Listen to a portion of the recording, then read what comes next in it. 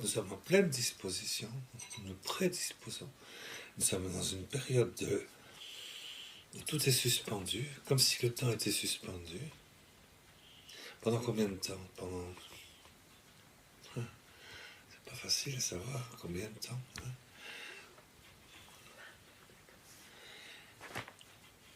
Et tout est suspendu, comme si...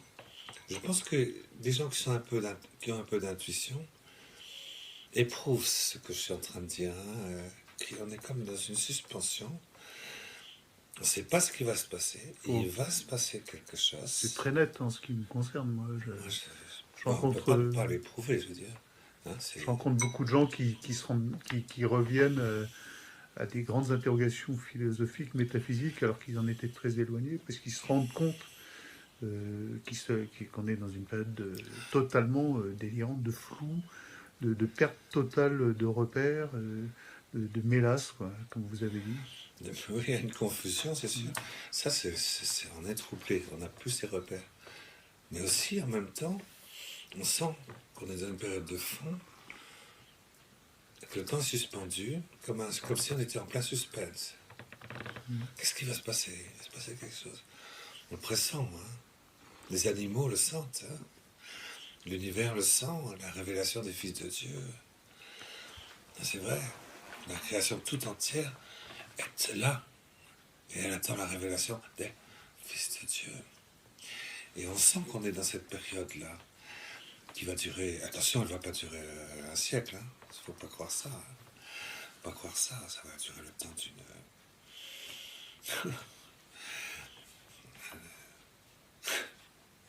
Je préfère pas être trop précis. N'est-ce pas? C'est ce qu'on va dire. Mais par exemple, pour vous donner un exemple, ça fonctionne par 3 ans et demi. C'est des tranches de 3 ans et demi. C'est pas moi qui m'invente, c'est dans l'Apocalypse. C'est l'ange Gabriel qui dit ça au prophète Daniel, compté par tranche de 1390 jours. 1390 jours, c'est 42 mois. Et 42 mois, c'est 3 ans et demi.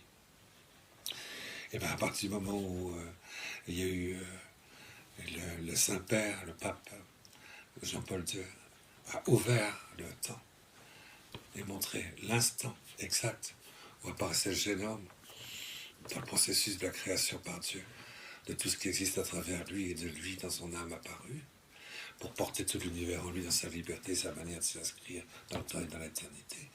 C'est le Saint-Père, Jean-Paul II, qui l'a fait, le 24 février 98.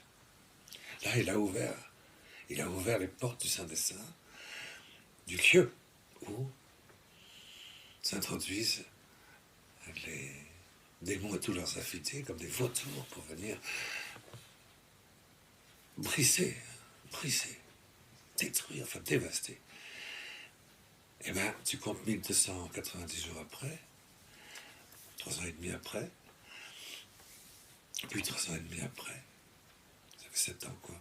Et tu tombes sur, c'est coup-ci, même, tu tombes sur le mars 2005, quand le Dieu dit, et tu comptes encore 1290 jours après, et tu tombes sur l'an 2008, et sauf erreur, n'est-ce pas, 2005 ou 2009, tu tombes sur l'an septembre 2008, ça fait 3 ans et demi en effet, et c'est là que c'est produit un événement d'une importance mais prodigieuse, quoi. Parce qu'aussi bien on avait décidé de s'investir dans la matière vivante, voilà l'ONU qui décide de s'introduire et de prendre la maîtrise des sources de la création dans l'univers du monde du vivant originel. Et là, 3 ans et demi après, on est avec l'accélérateur de particules qui est à Genève, voilà, on se décide à rentrer dans ce qui fait l'origine de lumière, ce qui est juste avant la lumière, qui a fait l'origine de la matière. L'accélération de particules, c'était pour ça, pour essayer de trouver dans le boson de Higgs le standard qui permet de donner à ce standard donc, qui préexiste et qui donne sa forme aux formes lumineuses de la matière formée dans notre univers. Il s'agissait de rentrer là pour donner une autre orientation que celle qu'avait donnée le Créateur. C'est ça que le directeur du CERN a dit. Il dit, nous voulons donner une autre forme que celle qu'a donnée le Créateur. Donc c'est une espèce de clonage de la matière inerte. Créer un univers, et vous répète. C'est des apprentis sorciers, c'est des cinglés, c'est des cinglés. Et ils ne peuvent le faire qu'avec le démon, ça je peux vous le dire. Ils ne peuvent le faire qu'avec le démon. Eh bien, c'était 1290 jours après. Alors vous comptez comme ça, hein, de 3h30 en 3h30, ou si vous préférez de 7 ans en 7 ans. Je me rappelle que par exemple, à l'époque de Joseph, qui était pharaon d'Égypte, on lui a donné, voilà, il y aura 7 ans de vaches maigres, puis 7 ans de vaches grasses, puis 7 ans de vaches maigres. Ça, et entre le moment où Saint Joseph est mort et Jésus est mort, il y a 1290 jours. Il y a 3h30. Et ces 3h30, on les trouve tout le temps, tout le temps, tout le temps, tout le temps. C'est lorsque Gabriel dit ça, c'est la mesure du temps de la confrontation. La confrontation. La confrontation à l'extrême. Et c'est très intéressant. Et alors là, vous voyez, on se trouve, nous, ici, là, à un moment donné, qui est très important, hein, je vous l'ai dit, hein, il y a une date qui a été très importante, très très importante, c'est la libéralisation, hein, c'est la découverte et la décision de faire entrer universellement et partout, j'allais dire, cette transgression dans les maternités, dans le nouvel Israël de Dieu qui est la France. Voilà, ben vous comptez 3h30 plus tard, hein, vous voyez, tombé en 2017. Je peux vous le dire, parce que si vous avez fait le calcul vous-même, vous verrez. De toute façon, on n'en est pas loin. On n'en est pas loin. Mais on sait qu'il reste assez peu de temps. Et le Seigneur nous a toujours dit, on a la Bible, on sait exactement là où Dieu nous attend, là où la création nous attend. Alors on n'est pas là loin. où les anges aussi, le monde angélique, les gens vont rigoler en disant les anges. Ils vont se faire des grandes gorges chaudes. Les anges. Ben oui, les anges. Oui. Et à force de dire que mais le monde spirituel pur, il n'existe pas. Ah ouais, le monde spirituel pur n'existe pas. Comment tu vas rentrer dans le miracle des 3 éléments pour le monde nouveau? Si Dieu des éléments sur 3 n'existe pas, tu vas tomber très bas, hein. Et fais gaffe parce que tard, ça fait chaud, hein. Mais non, il faut plutôt s'inscrire dans la splendeur de la paternité lumineuse de Dieu, où il déploie, où il ouvre ses bras, et où son amour inconditionnel se répand, en ouvrant ses portes, justement, partout, pour toujours, et d'une manière nouvelle, et jusqu'à la fin des noces de l'agneau, jusqu'à l'ouverture du 5e et du 6e sceau de l'Apocalypse. Et c'est terrible l'ignorance dans laquelle on se trouve, puisque on ignore totalement que nous sommes à la frontière ultime, dans quelques semaines, de l'ouverture du 5e sceau de l'Apocalypse. Et ceux qui ne s'y sont pas préparés seront surpris. Mais ceux qui se seront préparés seront pris, saisis par la grâce de l'humanité, prise dans le Christ, dans la transfiguration, ce pourquoi l'Eucharistie a été donnée en nourriture pour son fruit. Et il va y avoir donc cette très grande éclosion, qui est beaucoup plus que la fécondation, très grande éclosion d'une liberté surnaturelle qui va beaucoup plus loin et qui traverse l'opacité invincible du méchant humain. Une grâce différente, comme dit Saint Jean dans l'Apocalypse. Une grâce de Pentecôte, de l'Immaculée Conception, dans toutes nos conceptions. Pourquoi le méchant demeure quand même après? Parce que le méchant demeure comme une chape pour dire ne restez pas, s'il vous plaît, dans le monde ancien. Désormais, vous devez vivre vers le monde nouveau. La parousie. Désormais, on est suspendu Au retour du Christ Jésus, Fils de l'homme venant sur les nuées du ciel, avec tous ses élus. Et là, il y a un déclencheur. Il y a un déclencheur. Le déclencheur, le prophète Daniel nous l'a dit. L'ange Gabriel nous l'a dit. Jésus nous l'a dit. Saint Jean de l'Apocalypse nous l'a dit. Ils sont 4 à nous l'avoir dit explicitement.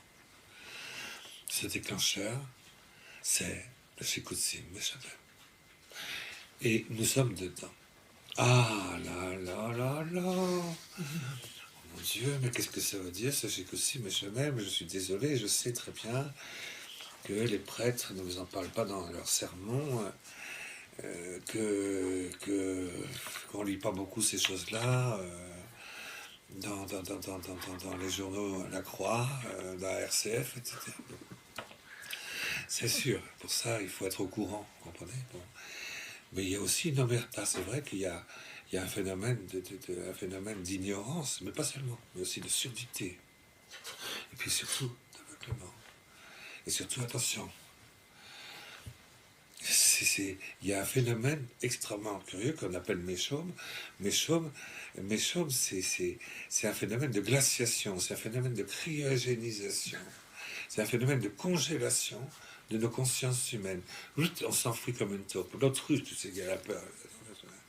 Le blé aussi, au lieu de pousser par là, il pousse par là. C'est ça le méchant, de tous les côtés. Et face à ça, oui, on va sortir dans la rue pour l'histoire du mariage homosexuel. Non, on va surtout pas parler de cette inversion métaphysique qu'on est en train de faire, nous, l'humanité tout entière. Alors l'humanité tout entière, c'est nous. Moi, je suis l'humanité tout entière. Et quand je prie vers Dieu, vers mon Père, avec le Christ, la nature humaine tout entière m'appartient et je demande pardon au Père, parce que nous ne savons plus ce que nous faisons. Et c'est certains d'entre nous qui doivent prendre possession de cet acte de consolation du Père, de paraclétisation du Père, dans la transverbération, qui est le fruit de l'Eucharistie, qui est le fruit de la communion avec le sacrement.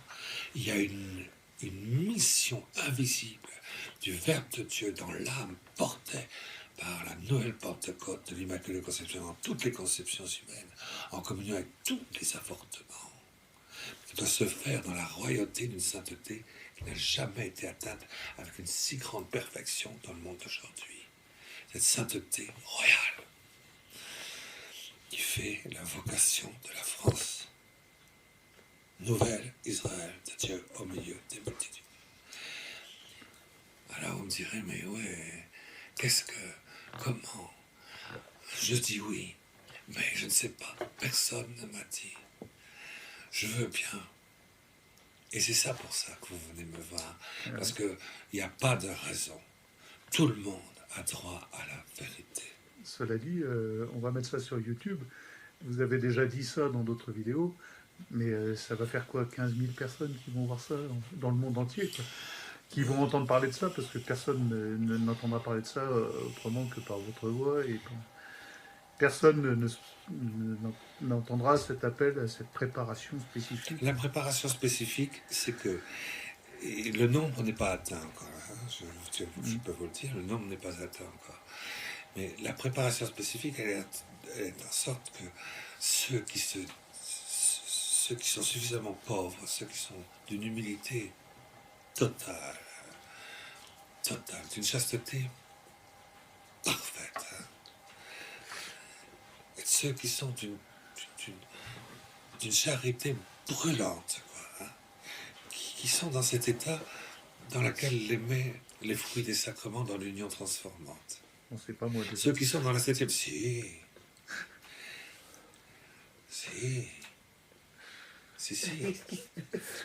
Mais si, bien sûr que si, vous aussi, bien sûr. Tous ceux qui sont dans cette pointe extraordinaire de la grâce accomplie de la vie chrétienne, en plénitude reçue, dans son accomplissement, dans l'oraison, dans la 7e demeure. N'importe quel baptisé peut se mettre dans cet état, peut être établi dans cet état, assumé dans cet état par Dieu, chaque jour s'il le veut, même si ça dure qu'une seconde, s'il le veut, quand il le veut, quel qu'il soit, et quel que soit son état. Bon, c'est-à-dire que... Ah, mais personne ne nous a expliqué comment je peux être dans cet état de plénitude reçue, de la grâce dans la 7e demeure, du mariage spirituel, de l'union parfaite avec Dieu, dans l'intégration à l'intérieur du monde nouveau, hein, de la Jérusalem accomplie. Malgré le méchum, comment? Justement, le méchant qui me pousse à être catapulté vers la fin, plutôt de rester dans le monde ancien. Et en tout cas, c'est au pouvoir de tous les chrétiens qui sont en état de grâce, lorsqu'ils font raison, de se laisser prendre instrumentalement dans la 7e demeure, parce qu'on n'est jamais dans la première demeure. Ah, moi je suis dans la première demeure, je lutte contre... ah ouais, j'ai des tentations d'adultère, donc je suis encore dans la première demeure. Mais non, quand on est dans l'horizon, on est dans les 7 demeures. Mais voilà. On se promène, c'est le Saint-Esprit qui promène là où on doit être purifié, là où on doit être sanctifié, là où on doit être divinisé, et là où, d'un seul coup, toc, ne serait-ce qu'un centième de seconde, on s'en rend pas compte, mais on est passé à un moment donné au 7e mariage. C'est pas du tout, la vie chrétienne, c'est pas du tout, ah, maintenant je suis dans la 7e demeure, c'est terminé. C'est pas du tout ça. Mais non, je suis pire que vous, enfin. C'est quand je suis au raison, mais bien pire que vous. En fait, au raison comme moi, vous devez passer devant. Bon, ceux qui sont dans l'humilité la plus profonde, la charité la plus brûlante, en plénitude reçue, hein, ils peuvent tous les jours se préparer à cet état dans lequel on va se retrouver au moment de la fulguration de la conception du jeune homme du monde nouveau. C'est ce qu'on appelle dans la Bible le 5e sceau de l'Apocalypse. C'est ce qu'on appelle dans le langage courant aujourd'hui, depuis les 1000 à environ apparitions de la Vierge, depuis les années 1820, 1830. On appelle ça l'avertissement. En espagnol, on appelle ça la fissa, je crois. La fissa. L'avertissement. L'avertissement, tout le monde le sait, puisque je pense que tout le monde le sait, ça, tous les gens qui ont un peu marché savent ce que c'est que l'avertissement. L'avertissement, c'est, attends, vous êtes en train de faire, vous voyez ce que vous êtes en train de faire, la nature humaine, là? Parce que si méchant, et vous voulez pas le voir, vous ne pouvez pas le ressentir, vous pouvez pas, vous restez cryogénisé, paralysé, sourd, muet, toc, rien, continuez comme si de rien n'était. Attendez, il va y avoir un avertissement. Enfin, il va y avoir un avertissement. Il faut changer complètement son fusil d'épaule, hein, complètement. Hein. Il faut se tourner vers tous, hein, vers tous. On se tourne vers quelque chose qui est au maximum différent. Avertissement, c'est un superlatif. Au maximum vers le monde nouveau, il va y avoir un arrêt du temps. Et cette espèce de sentiment qu'on a, dont on parlait tout à l'heure, on est suspendu au mystère du temps en ce moment. On est en plein suspense. Qu'est-ce qui va se passer? Les animaux qui commencent à fuir dans la forêt.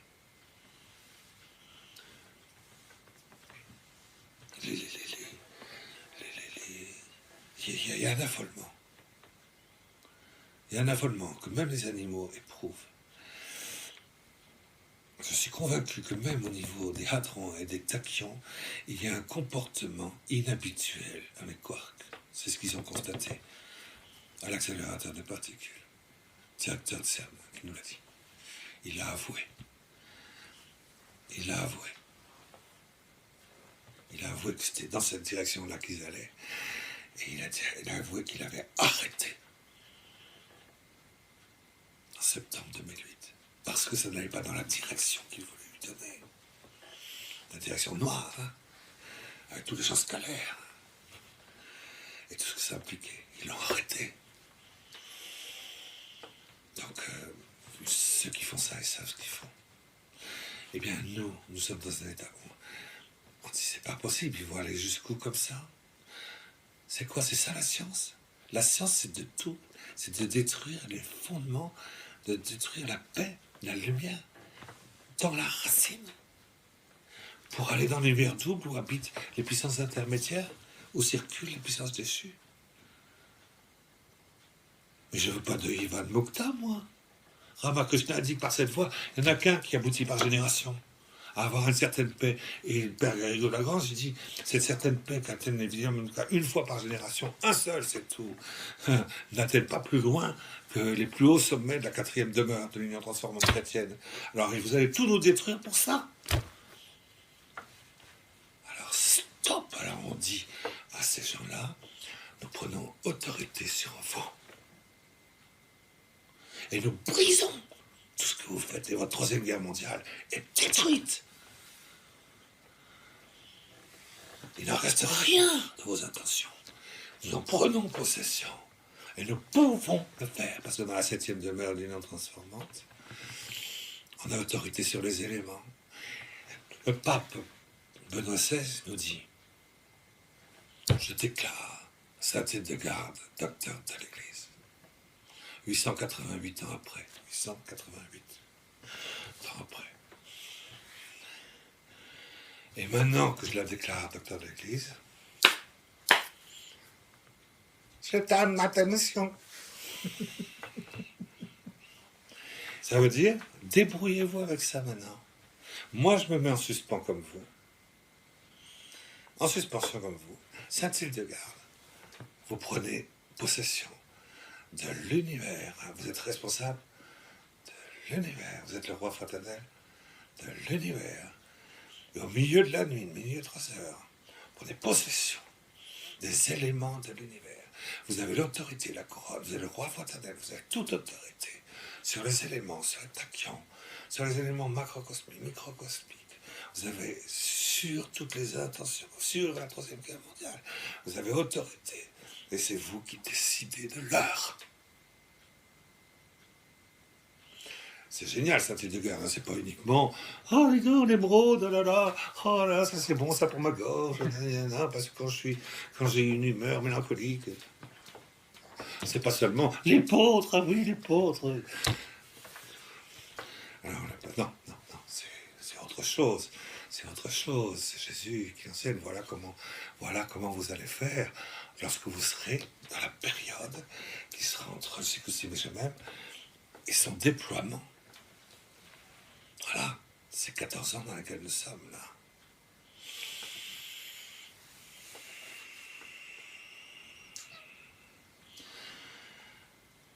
Qu'est-ce qu'on doit faire? Eh bien, je m'excuse, mais les chrétiens, les autres aussi, ont droit à la vérité. L'Église est là, elle ne cache rien, elle ne se planque pas, elle le dit, ça ne t'intéresse pas, ben, très bien. Mais tu seras surpris quand même. Et il faut qu'il y en ait quelques-uns. Et il faut que le nombre de ces quelques-uns soit atteint. Il faut qu'il y en ait quelques-uns qui, comme la royauté, la sainteté attendue par l'univers et par Dieu, Dieu nous attend là, à une sainteté accomplie, dans une certaine plénitude reçue. Une humilité substantielle. C'est pas compliqué. Je répète, une humilité substantielle. Et je répète, substantielle, notre humilité. Et une pureté contemplative, virginale, sponsale, en plénitude.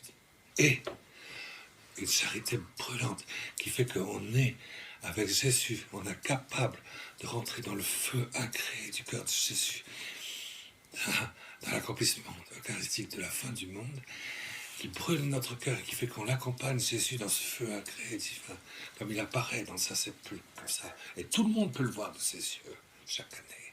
Au samedi saint, c'est avec ce feu-là que je pénètre avec Jésus en Adam, dans le premier homme, dans tous les hommes qui ont suivi, dans les hommes d'aujourd'hui, tous sans exception, dans les hommes qui viendront. Et avec lui, je traverse, je viens les habiter tous ensemble, avec ce feu divin. Et je prends possession de ce qu'ils sont, eux, pour pouvoir être là, à leur place, en même temps qu'eux, et en communion avec eux, directement avec eux, comme je l'ai été dans le premier génome de ma vie, dans mon existence sur la terre, quand Dieu m'a créé, de la même manière, mais d'une manière cette fois-ci accomplie, adulte, dans la maturité du mariage spirituel de l'Église tout entière, et la vocation de l'Église, du nouvel Israël de Dieu millénaire. Il ne faut pas qu'il y en ait qu'un. Hein. Il faut qu'on soit un certain nombre en communion avec lui. Un roi, c'est un peuple. Un prophète, c'est un prophète. c'est un désert qui l'écoute. Et un prêtre, c'est un responsable devant tout le monde spirituel angélique, bien au-delà du monde de la terre. Et en médiation réelle avec tout ce qui existe. Et les trois ensemble, et on doit s'y préparer. On sait comment il faut faire pour s'y préparer. C'est simple de s'y préparer. Ce n'est pas compliqué de s'y préparer. On n'a pas besoin de faire de la théologie pour s'y préparer. C'est extrêmement simple de s'y préparer. C'est très beau de s'y préparer. N'est-ce pas? Vous essayez de vous y préparer, vous? Ah, alléluia. Je me sens un peu moins seul, merci beaucoup. Vous s'y préparez? Oui, on s'y prépare. On se prépare à quoi? Mais, est-ce que dit l'Apocalypse? Il se fit alors un silence d'environ une demi-heure.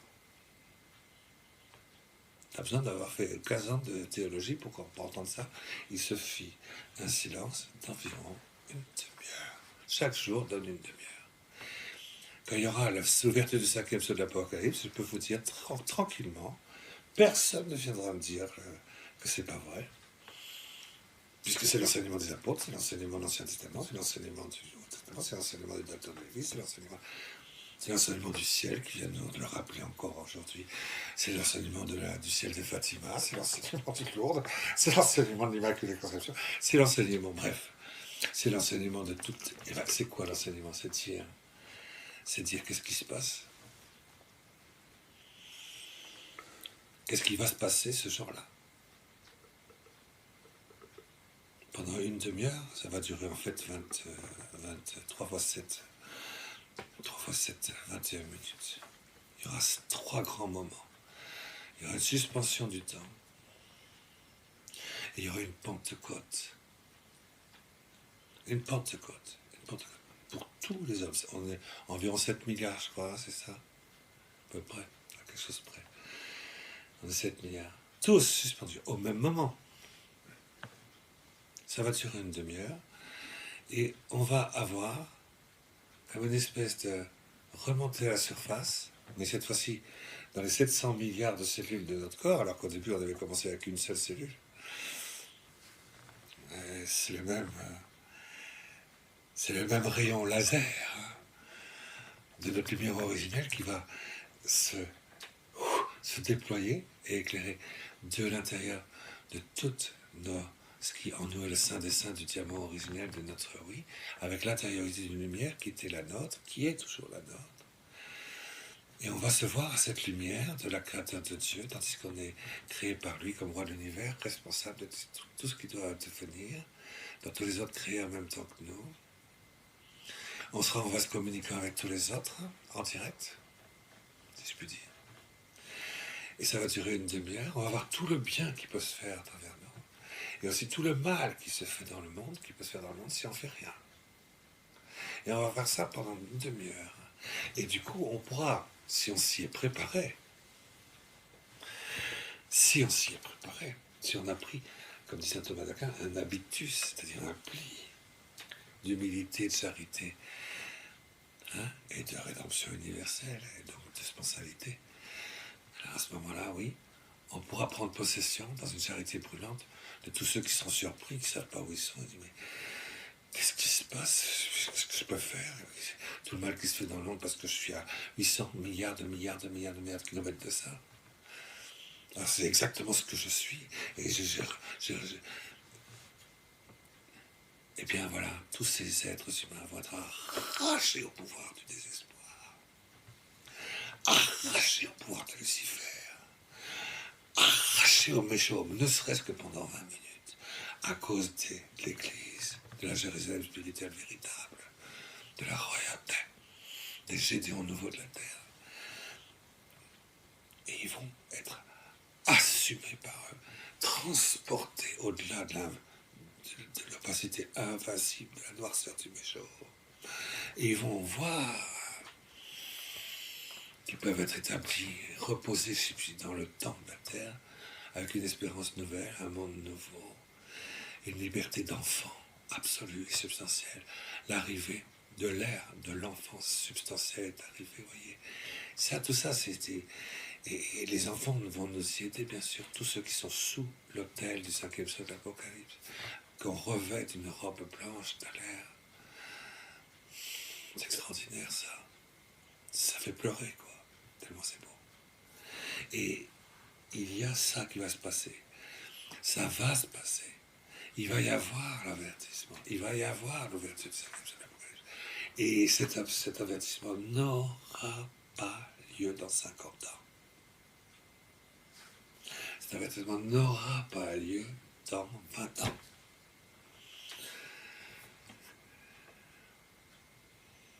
On me dirait c'est un peu élastique quand même, parce que c'est conditionné, on le dit bien, c'est vrai, le ciel nous le dit, c'est conditionné au nombre de ceux qui s'y préparent et qui sont là, et qui répondent oui à l'attente de la création toute entière vis-à-vis de la révélation des fils de Dieu. Et je tiens à dire une chose, parce que je sais que c'est vrai, je constate que c'est vrai, je crois que c'est vrai. Parce que le Seigneur, il veut en sauver beaucoup, il veut sauver beaucoup d'âmes. Il n'y en a pas un seul qui ne sera pas sauvé dans cette histoire d'avertissement. Tous seront pris par une liberté nouvelle d'une innocence triomphante. Oui, Et ce qu'il y a d'extraordinaire, c'est que nous, si on est à notre place, si on est avec le cœur du roi, avec le cœur de la sainteté, justement, Noël, parfaitement identifiable, du nouvel Israël de Dieu au milieu d'une multitude. Nouvel Israël, Israël, nouvel Israël, il n'est pas à Jérusalem sur la montagne de Sion. Il ne faut pas rigoler. Nouvel Israël de Dieu, il est où? Israël. Ça, c'est un cache à con, ça. C'est bien sûr que le nouvel Israël de Dieu, c'est la sainteté. Israël s'est battu, Jacob s'est battu contre Adonai, en face à face. Et il a boité. Alors il s'appelle Israël. C'est cette lutte extraordinaire. Et ce mélange qui dure toute la nuit pour obtenir la victoire, égalité de la foi et de l'amour inconditionnel de Dieu, dans la ferveur, dans l'étreinte. C'est là que se trouve l'Israël de Dieu.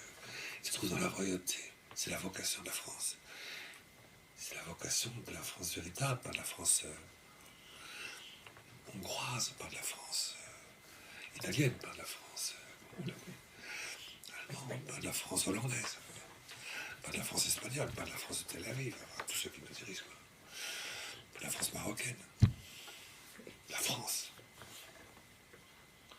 Cette France, c'est pas la France qui dit les catholiques n'ont pas leur place en France. Non, non, c'est pas cette France-là. Je parle de la France, la vraie France, la France, pas la France catholique, la France catholique. Elle nage dans la choucroute, et elle aussi est prise dans les marécages du méchant. Je parle de la France du véritable Israël, la France royale. La France royale, je veux dire la France surnaturelle, la France du monde nouveau, la France du règne Sacré-Cœur dans le monde. C'est quand même quelque chose de très très fort, ça. C'est très très fort. C'est très fort. Et bien voilà, ça va durer une demi-heure. Et pendant cette demi-heure, ceux qui s'y sont préparés, seront tellement présents aux autres qu'ils les prendront dans leur cœur, entre guillemets, c'est une manière de parler, d'une manière tellement réconfortante, ils vont les arracher tout simplement au pouvoir de Lucifer, du méchant, de la ténèbre, des mauvais. Et je vais revenir peut-être une autre fois un jour sur cette histoire. Il y a les mauvais qui vont agir pendant ce temps-là aussi, n'oubliez pas ça. Oui. Ils s'y préparent, eux. Si nous, les cathos, à la son, on s'y prépare pas, eux, ils s'y préparent. Ils savent qu'il va y avoir une demi-heure là. Ils sont pris dans cette demi-heure aussi. Ils seront pris et ils savent à l'avance ce qu'ils doivent faire pour récupérer un maximum, surtout après. Ils s'y préparent dans les loges, ils s'y préparent dans les triades, ils s'y préparent métapsychiquement. Ils s'y préparent. Si les cathos s'y préparent, eux, ils s'y préparent. Pardon, les cathos s'y préparent, oui. Il y a la royauté, il y a ceux qui ont dit oui à l'Immaculée Conception, ceux qui ont dit oui à l'accomplissement eucharistique de toutes choses, ceux qui ont dit oui à la raison, à le mariage spirituel, ceux qui ont dit oui à l'humilité, la charité. Eh bien, ceux qui ont dit oui comme ça sont là. Ils vont prendre dans leur cœur, ils vont habiter l'âme de tous ces êtres humains, dans tout ce que, dans toutes les grâces qu'ils n'ont pas reçues, parce qu'ils n'ont pas fait ce qu'il fallait. Et elles vont se déployer en eux, comme s'ils les avaient faites. Et du coup, mais du coup, l'ensemble de la nature humaine de la Terre sera comme une espèce de coupe. Et cette coupe va pouvoir recevoir la Pentecôte de l'Immaculée Conception, c'est-à-dire le climat de l'Immaculée Conception intérieure dans toutes nos conceptions, et nos libertés humaines vont se retrouver absoutes, si je puis dire, dans l'Immaculée Conception.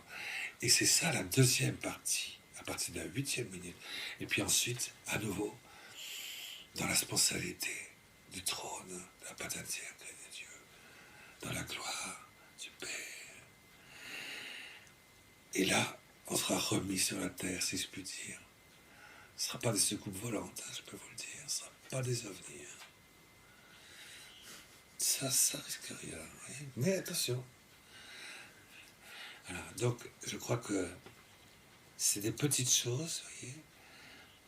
C'est des petites choses. Je crois que tout le monde doit savoir qu'on est en plein méchant. Deuxièmement, doit savoir qu'il est appelé. Dieu vous attend. Troisièmement, votre rôle est presque aussi grand que celui qui était le rôle de Saint Joseph et Marie dans le jour ou l'instant qui a précédé le mystère de l'incarnation de Jésus. Aussi important que ça. Alors, laissez tomber tout le reste. Hein. Femme, maison, enfant, bagnole, essence. Parapente. Laissez tomber et donnez la priorité absolue. Voilà. À ça. Et on est là, justement, vous êtes venus un petit peu pour ça, pour entendre des explications très concrètes sur le monde spirituel qui est en nous, pour qu'il puisse s'épanouir et qu'on puisse être les instruments de la Pentecôte de l'Immaculée Conception dans toutes les conceptions humaines, qui vont ainsi pouvoir remonter à la surface et refaire face à l'Antéchrist, mais cette fois-ci sans être totalement désarmé, méchomisé, cryogénisé, c'est vrai, et congelé.